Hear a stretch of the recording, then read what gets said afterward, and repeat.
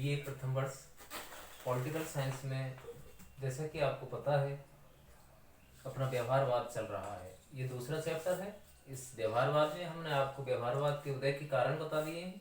व्यवहारवाद क्या है, David stun ने इसके बारे में बताया है कि व्यवहारवाद परंपरावाद के विरुद्ध चलाया गया एक आंदोलन है, एक सुधारवादी आंदोलन है। परंपरावाद से जो विद्वान संतुष्ट नहीं थे, डेविड स्टन हुआ, रॉबर्ट हेल हुआ, रास्वेल हुआ, कैटलिन हुआ, चार्ल्स मैरियम हुआ, तो ये जो विद्वान हैं वो व्यवहारवादी विद्वान हैं और वो परंपरावाद से संतुष्ट नहीं है, और उन्होंने परंपरावाद के विरुद्ध जो आंदोलन चलाया उसी को हम व्यवहारवादी आंदोलन या व्यवहारवादी क्रांति के नाम से जानते हैं। तो ये बात स्पष्ट है कि व्यवहारवाद क्या है, परंपरावाद के विरुद्ध चलाया गया आंदोलन है। अब इस व्यवहारवाद की डेविड स्टन ने कुछ विशेषताएं बताई हैं, लक्षण बताए हैं कि यह व्यवहारवाद जो राजनीति विज्ञान का आधुनिक दृष्टिकोण है, यह कुछ विशेषताओं को लिए हुए है। इसने अपनी पुस्तक है करंट मीनिंग ऑफ बिहेवियरलिज्म में व्यवहारवाद के कुछ लक्षण दिखाए हैं।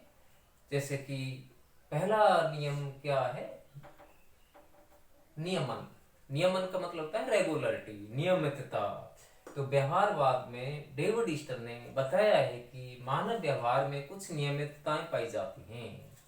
राजनीतिक जीवन में भी ऐसा होता है, सामाजिक जीवन में भी ऐसा होता है। डेविड स्टन कह रहे हैं कि जैसे हम समाज में या सामाजिक जीवन में कुछ बार बार एक जैसा व्यवहार करते हैं, ऐसे राजनीतिक जीवन में भी कुछ नियमितताएं होती हैं, रेगुलरिटी होती है। इस नियमन में क्या होता है कि जैसे कि हम कहें कि व्यक्ति बार बार एक जैसा व्यवहार करता है। कई बार हम देखें कि चुनावों में व्यक्ति जो वोटर है, मतदाता है, कि एक के बाद दूसरी बार चुनाव जो हुई, बार बार जो चुनाव हुई, उनमें बार बार व्यक्ति क्या करता है कि हर बार एक ही उम्मीदवार को या एक ही पार्टी को अपना वोट देता है।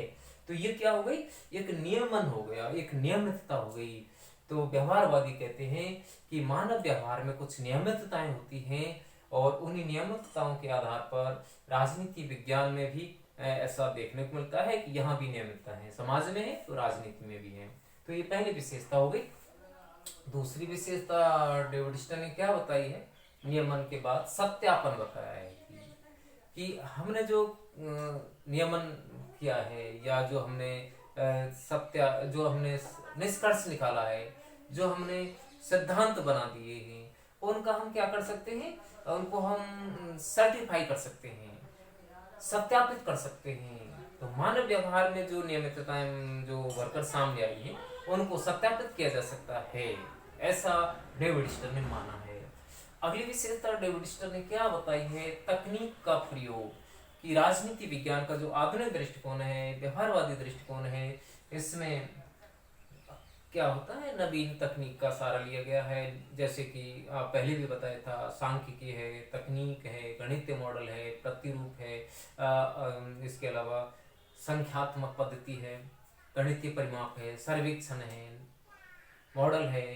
तो ये क्या है, नवीन तकनीक है। व्यवहारवादी मान रहे हैं कि राजनीति विज्ञान को वैज्ञानिक बनाने के लिए, क्रमबद्ध बनाने के लिए ज्यादा से ज्यादा तकनीकी साधनों का सहारा लिया जाना चाहिए, ऐसा व्यवहारवादी मानते हैं।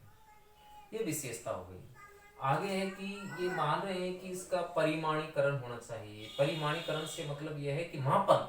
परिमाणीकरण से मतलब क्या है कि मापन और परिमाणीकरण होना चाहिए, कि जो हमने शोध किए हैं, जो हमने सत्यापन कर लिया है, तो वो परिमाणीकरण भी होना चाहिए, यानी वह एक तरीका से प्रमाणित होना चाहिए। परिमाणीकरण, मापन भी होना चाहिए, उसके मेजरमेंट होना चाहिए, उसको हम माप सकें कि हमने जो शोध कार्य किया है, जो खोज की है, वो परिमाणित होनी चाहिए, परिमाणीकरण होना चाहिए, मापन होना चाहिए। कहने का मतलब ये है।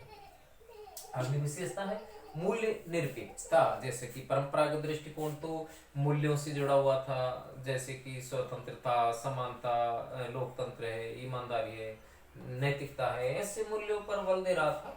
लेकिन जो व्यवहारवादी दृष्टिकोण है वो मूल्य से अलग है, मूल्यों से निरपेक्ष है, अलग दृष्टिकोण है। मूल्य से मतलब ये है कि जो नैतिकता, सदाचार है, इनकी बजाय ये तथ्यों की बात कर रहे हैं कि हम मूल्यों से अलग रहें, क्योंकि मूल्य तो हर व्यक्ति के लिए अलग हो सकते हैं।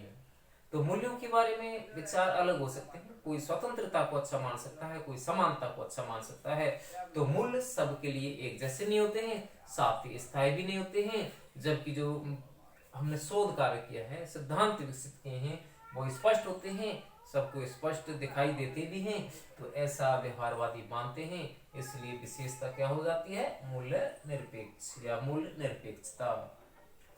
आगे विशेषता है क्रमबद्धीकरण या व्यवस्थिबद्धीकरण। क्रमबद्धीकरण या व्यवस्थिबद्धीकरण हो गया, क्रमिकता होती है। क्रमबद्धीकरण से मतलब यह है कि हमने जो कार्य किया है वो क्रमिक होना चाहिए, खंडस नहीं होना चाहिए, टुकड़ों में नहीं होना चाहिए। एक तरीका से क्रमबद्धीकरण होना चाहिए, क्रमिक होना चाहिए, स्टेप बाय स्टेप होना चाहिए। तो ये क्रमबद्धीकरण की बात कर रहे हैं, ऐसा डेविड स्टर्न ने माना है। आगे है कि विशुद्ध विज्ञान। व्यवहारवादी क्या करते हैं कि राजनीति विज्ञान को विज्ञान बनाने के लिए जो साधन प्रयोग में ला रहे हैं वो एक तरीका से तकनीक पर, तथ्यों पर आधारित है।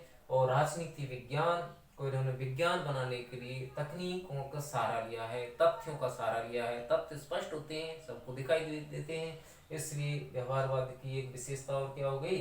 विशुद्ध विज्ञान, प्योर साइंस। विशुद्ध विज्ञान इसकी विशेषता है।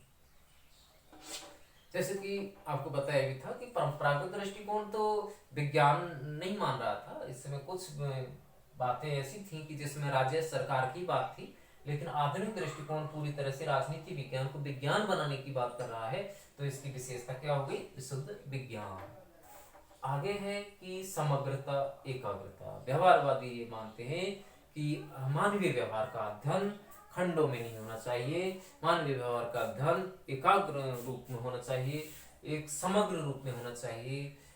ऐसा व्यवहारवादी मानते हैं कि टुकड़ों में या खंडों में नहीं होना चाहिए, समग्रता होनी चाहिए। हमने जो शोध निष्कर्ष निकाले हैं वो समग्र हो, विभाजित नहीं हो, खंडित नहीं हो, ऐसा ये मानते हैं। तो यहाँ हमने व्यवहारवाद की विशेषताएं देखी। जो विद्वान था डेविड स्टर्न, उसने ये व्यवहारवाद की विशेषताएं बताई हैं। इनको हम व्यवहारवाद के लक्षण भी कहते हैं।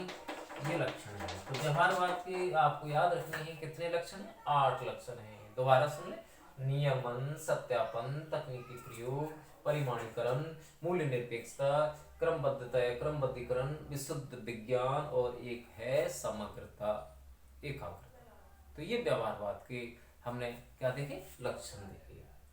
तो हमने अब तक क्या कर लिया है? व्यवहारवाद में उत्पत्ति कर ली, व्यवहारवाद के उदय के कारण किए, और आज हमने व्यवहारवाद की विशेषताएं जानी। अब इसमें व्यवहारवाद की कुछ आलोचना है।